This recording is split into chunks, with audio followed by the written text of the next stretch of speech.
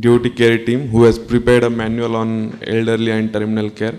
So most of the content is taken from that manual only. So Adigadadar Prabhu, Shachi Pran Prabhu, Prashant Gaur Prabhu and Param Karuna Madhav Prabhu, they have worked tirelessly for this manual. So I am being the face of it, but most of the work is done by these DOTs only. So the principles of elderly care. So this is the like an index of what we will discuss. A short introduction, some references, definitions, and then aspects of the elderly care. So when Prabhupada was in his last days, he was not eating, not able to digest anything. He was on the bed. So everybody, all the devotees were very concerned about Prabhupada because he is not eating. So Prabhupada there, he said that don't think that this will not happen to you. This is going to happen to everybody. So old age is not will not be something for others only. It will eventually we all have to go through old age if you live long enough. In recent history, there has been many advances in medical sciences, and there has been a rise of life expectancy all over the world, including India and abroad. So, with the increasing life expectancy, the number of elderlies living, they are increasing. The average age of any country is rising. So you can see in China nowadays, the birth rate is falling, and the China is growing old and old. Likewise is happening in every country, because everybody is stressing on population control policy. So eventually the population of old people is going to rise. Also, in our organization in ISKCON, so the devotees who joined early in the ISKCON to Prabhupada, they were young at that time. So all those devotees are now, after 50 years, are becoming old and old. So DOT care is not a detail, but it is a important principle of Gaudiya Vaishnava culture. Like it is said that those devotees who are very attached to serving deities only, but are not inclined to serve the devotees of the Lord, they are Kanishta Adhikaris or Prakrut Bhakta. And Prabhupada says that everybody should try to come to at least Madhyamadhikari so that we can preach. So those who are Madhyamadhikari, they are very interested in serving the devotees. So in scriptural references, there are many references where Lord himself and other devotees have demonstrated how the various aspects of the elderly care, like Lord Ram and his brothers, they served all three mothers after Dasharatha left. Then Yudhishthira Maharaj, after completing the war, he also served Dhritarashtra and Gandhari in their palace. Lord Krishna sent Uddhava to Vrindavan because he could not come. So because Uddhava was similar, looking like Krishna, and also having the complexion like Krishna, so he sent him there was definitely another reason that he wanted to teach Uddhava, but he also sent him for consoling the gopis. Lord Chaitanya Mahaprabhu also sent Jagadananda Pandit and Damodar Pandit to Navadvip for narrating his pastimes to Mother Chachi in Mayapur, Navadvip Dham.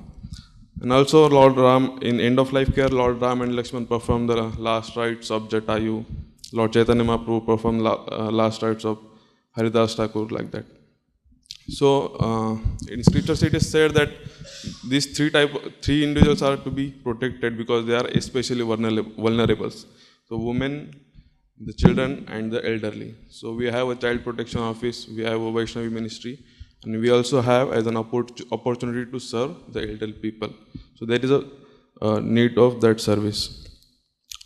So old age is very difficult to define as such. The WHO defines it like this, you can see. The process is biological and it is beyond human control, and it is roughly equal, and they are also not able to give the exact when old age starts. And actually when the Bhaktivedanta Medical Association started, we recently inaugurated it, and I am part of that geriatric care committee also. So there we were discussing one time, and we were discussing this point: what is the old age? What can be the age we can define? And in India we say 58 is the age for retirement, and there was a devotee from UK. She said that no, 60 is very early. I'm 65 and I don't feel old. So there can be difference of opinion, but there has to be some working definition which we can define for ourselves. So we can define it as 60 years of age. So for us, we can define it anybody who is 60 years of old and who has rendered some service in ISKCON. So we can call that person as an elderly devotee.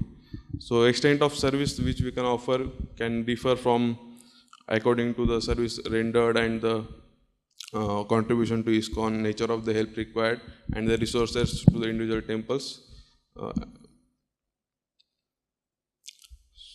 So how to care for the devotee? What are all the areas of care? So first and foremost is very important is spiritual care. Then comes physical care, mental and emotional care, social care, and financial care. In spiritual care,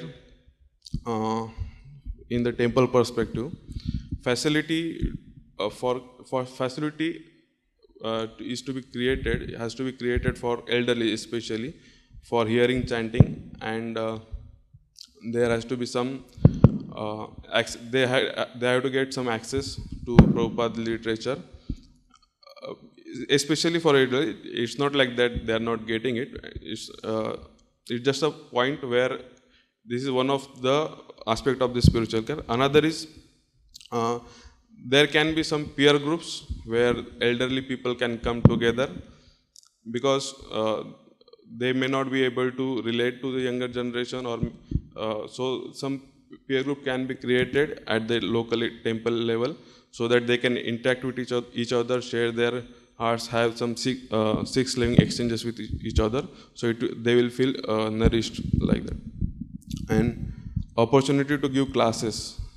So once the certain age is crossed and they have some developed some experience in Krishna consciousness, so they might feel like sharing that knowledge and wisdom with others. So some facility to give classes, and preparing for class and giving Krishna Katha itself is a very nourishing experience. So this experience we should provide to them.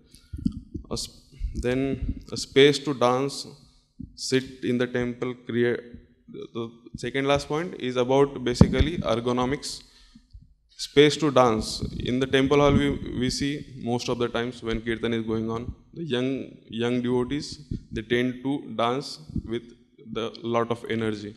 So all elder devotees, they might not, even if they want to dance, they might not be able to dance, or they might not want to go inside that arena. So some facility for them, so where the elderly devotees can dance together. Some facility to sit, like in Radhakumar temple, we have area to sit in the along the borders. Like some areas for elderly devotees to sit in the temple hall. Then accessibility. They might elderly people. The most common problem which they face is unbalancing. So wherever in the temple courtyards, temple passages, those areas can be ergonomically designed. Then toilets can be ergonomically designed. There can be grab bars in the toilets, in the passages. And elderly devotees, their dietary needs may be different. So during festival times or during programs, all the programs, they might not be able to honor prasadam which is cooked for general public. So some considerations can be done for them in the temple. Then physical care. As a community, we can promote and train our elderly people, or devotees in general, because the preparation of that elderly care starts at early age only. Just like bhakti process starts when one turns kaumaram acharet pragyo, like that the planning for elderly retirement age should start early only. So healthy lifestyle can be promoted and trained through our communities. Then uh, the third point is very important, that avoid diet fads. The diet fads come and go. Like there is now fad of keto diet, and there are many such diet that come and go. So, but there are some nutrients that has to be consumed and that cannot be neglected. Carbohydrate has to be consumed to certain levels. Fat has to be consumed at certain levels. Protein has to be consumed at certain levels, and micronutrients are also important. So the balanced diet is very important. Then the right content, quantity, and frequency of consuming the food. With the passage of age, the digestive capacity also decreases. So accordingly, the amount and frequency of the diet will go down, and regular exercises. This is about preventive care, and then there can be acute care plan, and hospice and palliative care. So in acute care, there devotees can every devotee every temple congregation might have, or maybe have facility to connect with some devotee doctors. They can form some groups, and Bhaktivedanta Medical Association has also come up with primary care physicians group where they will be providing video consultation. Bhaktivedanta Hospital also is coming up with video consultation facilities, so that can be taken care by our congregation devotees. And hospice and palliative care it's very foreign concept for most Indians, but it is very important. The palliative care means those devotees who are diagnosed with terminal illness. Terminal illness means the illness is such that the person is going to die with the same disease. So someone is diagnosed with such terminal diseases like cancer or CKD. So they may need some nursing care, which is difficult to be provided at home settings. So for such patients, some facility is created that is called as palliative care. And hospice is where the final passing away of the patient happens. That is where end of life care is provided. So those facilities are to be created for the communities. And then mental and emotional care. So like the doctor devotees can come together to provide physical care. Similarly, the psychiatrists and counselors, all those people can come together for mental and emotional care. There is one very innovative project we have heard of, that in Bangalore, that young people, those are verified by some agency about their identity and their background, and they go to some allotted elderly person in the city, and they provide the care which their sons and daughters are not able to provide. Suppose someone's children are away in, suppose, US and UK, and their parents are living here in India. So these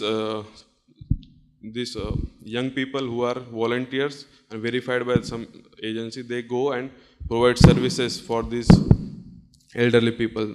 That model is also very interesting. And then financial care. Most of the grahasthas, they are earning, and they are supposed to earn, and save for their live life such that they save for their retirement.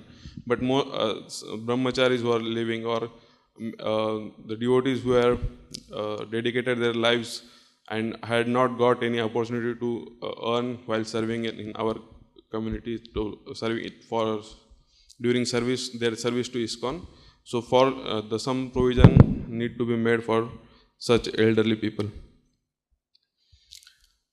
This then intergenerational teaching. This is a very novice concept currently going on in US, where the elderly people with their knowledge and wisdom, they interact with and teach the younger generations. So we can also adopt such model, and elderly devotees can give Mridanga classes, narrate stories of Prabhupada, narrate stories of Krishna to younger generation. This will give them a good engagement. The elderly people who are retired, they might not have many engagements to whole day, and so they may feel that we are what is the purpose of life then if we are not able to serve. So this will give them good engagement and sense of self-worth. Finally, the old age care, as I said, that begins at whatever age we start. So that care for me begins now. I have to plan my retirement. So accordingly, everybody has to plan for their old age.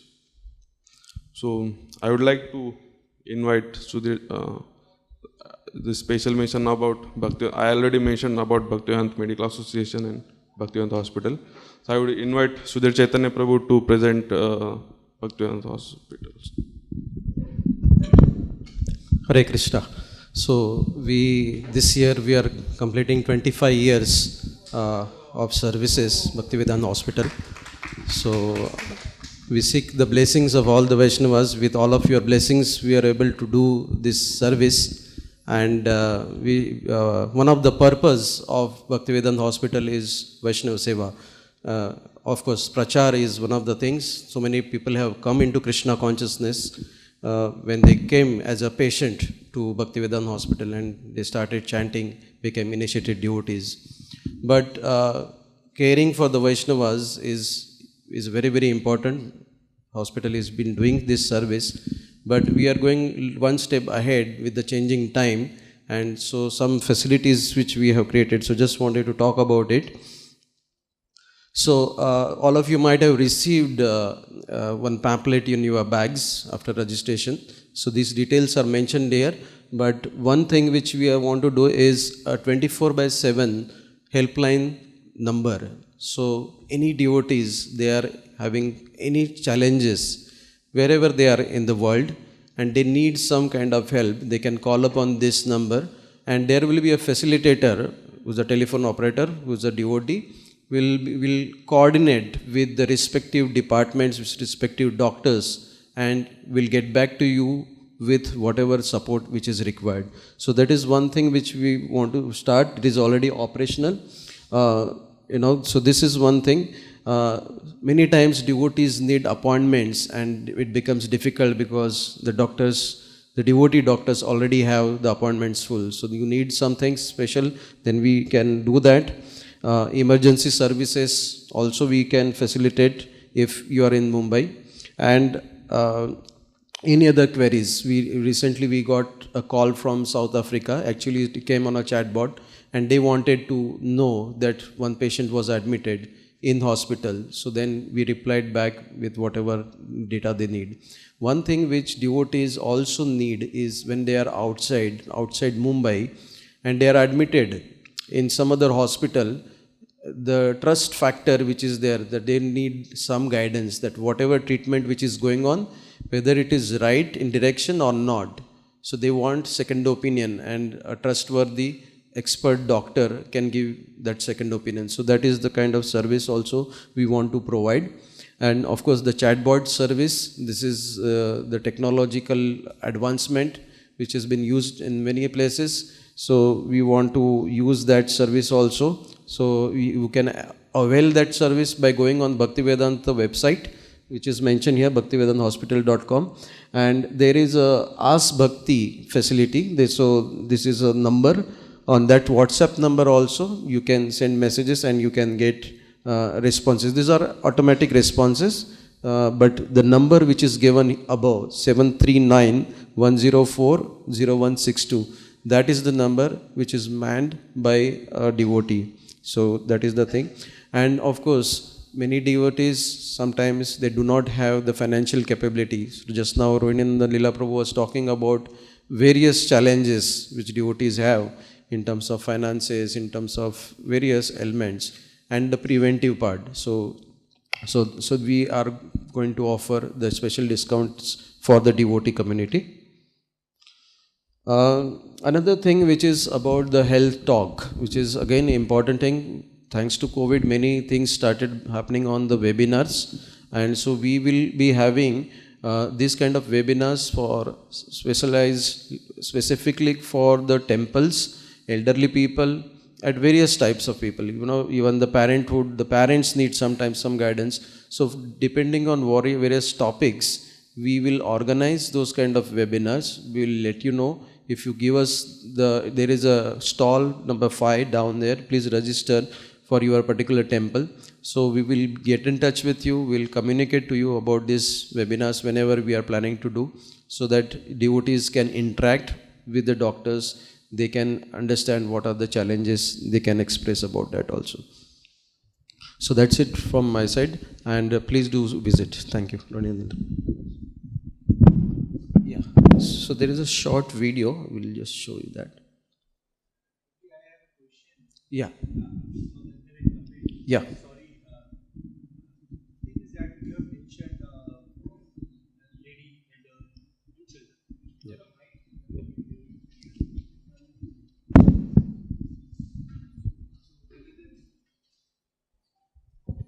So rather than a question, it's a comment or a remark, if possible.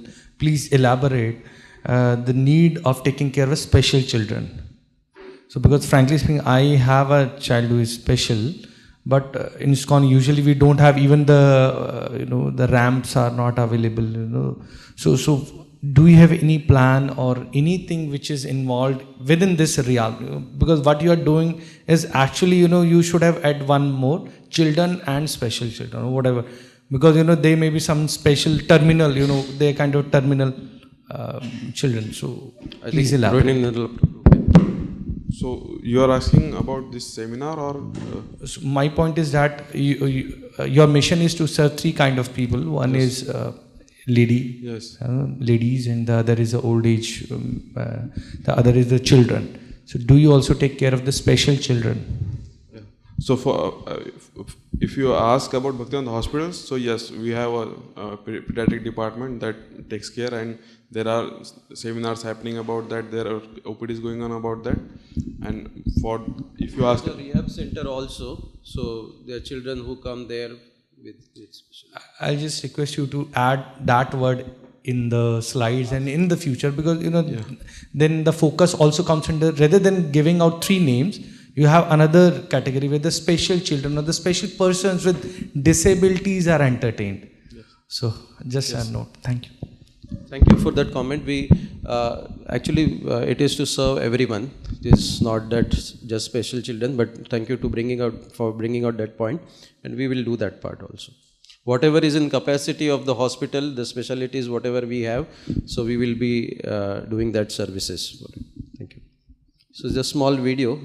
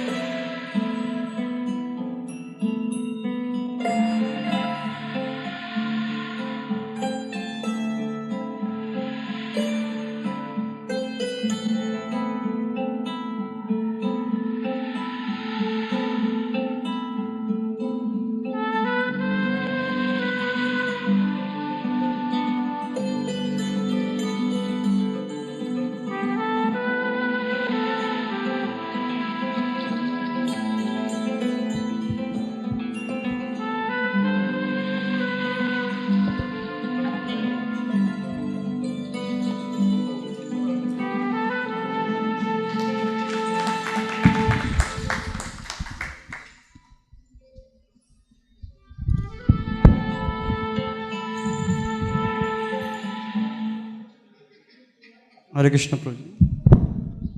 Yes, Prabhuji. Thank you so much, Prabhuji, for... Half of the presentation is still there, Prabhuji. If you can wait, end of life care is still pending. So can I finish this? Because time is running really short. So the next part of the presentation is about end of life care. These are the index. This is the index of the presentation.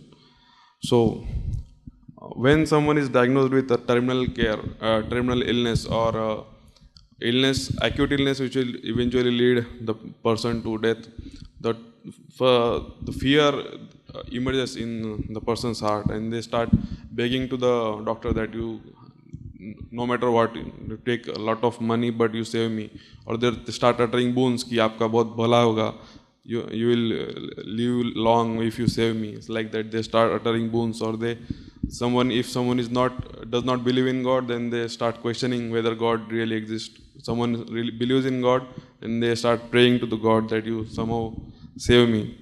And seeing the questions of such person, the caretakers who are there, they get bewildered and they go through a lot of emotional turbulence because of this situation.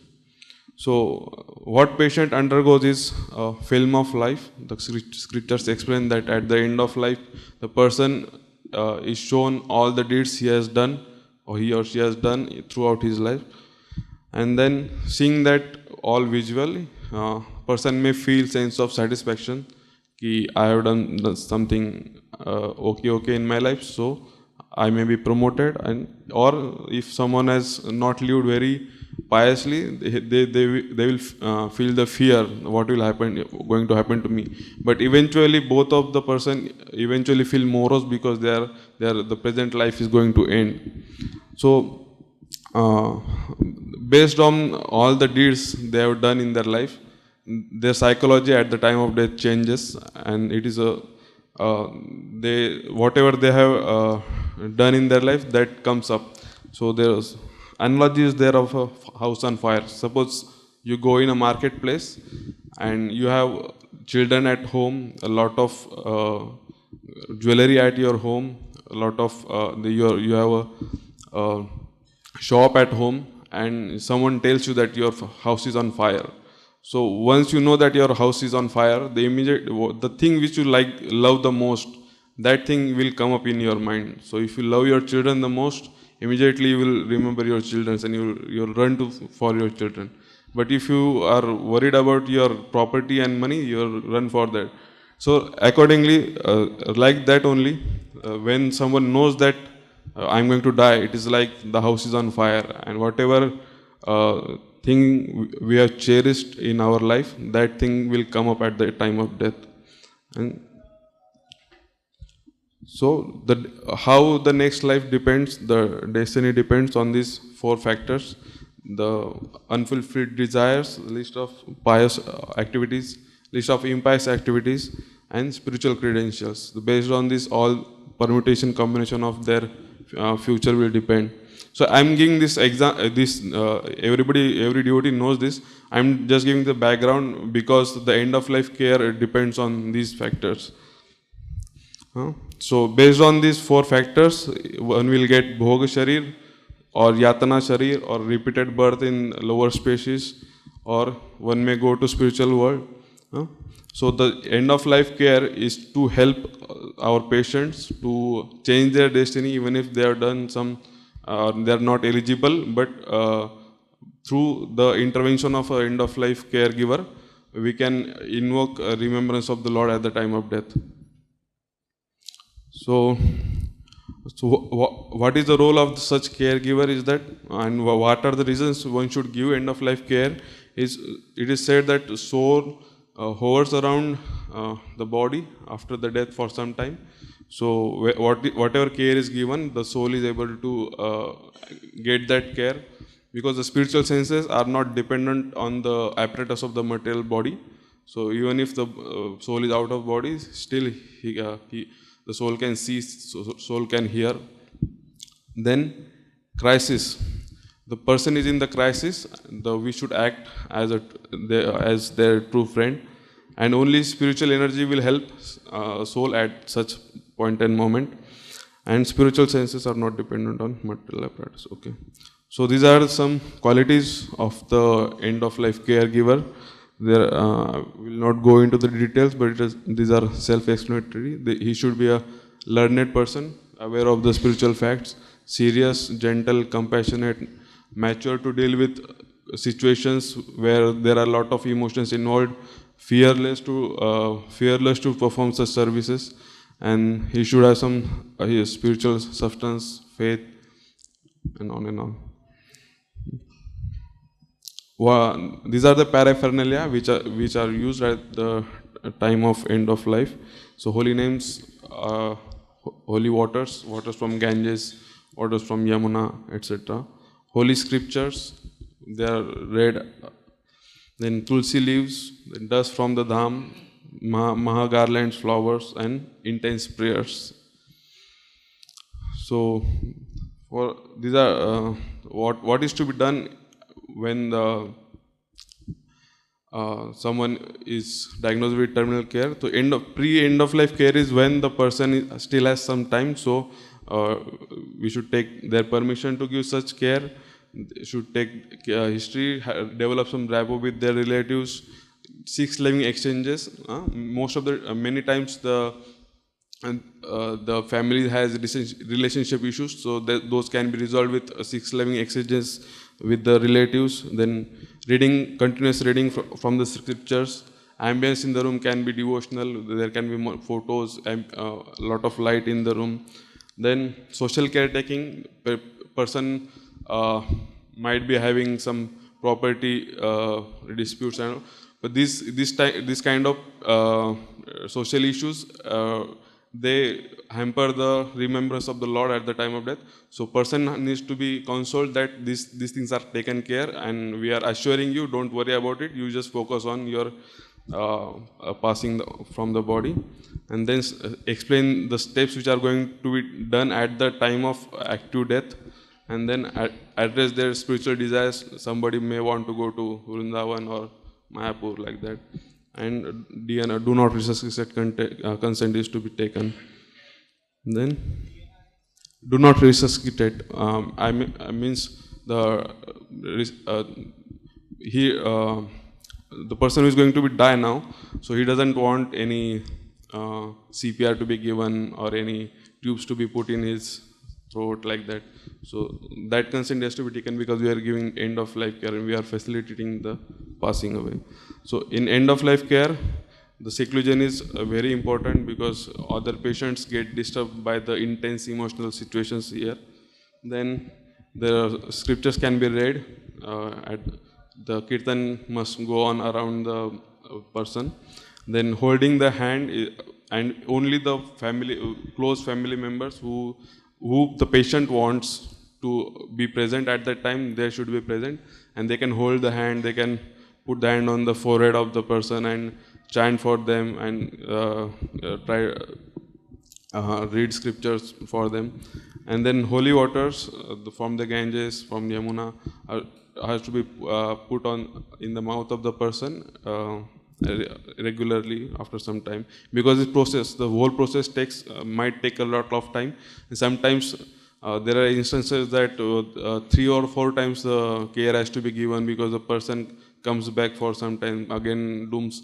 So this service is very intense. That's why the qualities of the caregiver are listed. Then tulsi leaves are to be put on the forehead and the lips. So this is during the active process of the death. And after the process is complete, then the relatives has to, because during this process the relatives there should not be a outburst of emotion around the patient, because this is going to hamper his next journey. So after the process is done, the relatives has to be shifted to the grief room, and the caretaker has to relax, because it is a very intense service. So, and what is not spiritual care? Somebody might ask that I want to have last booze or something like that. So that is not a spiritual care. Also some supportive emotional care. We want to meet some family member or address some. I spoke property issues, or there can be many issues. There is short of time. So, but those issues are, although it is not a spiritual care, but it is supportive care. This might help and help the person to remember Lord Krishna. So these are, but this on its own that cannot be called as spiritual care. Thank you. Hare Krishna.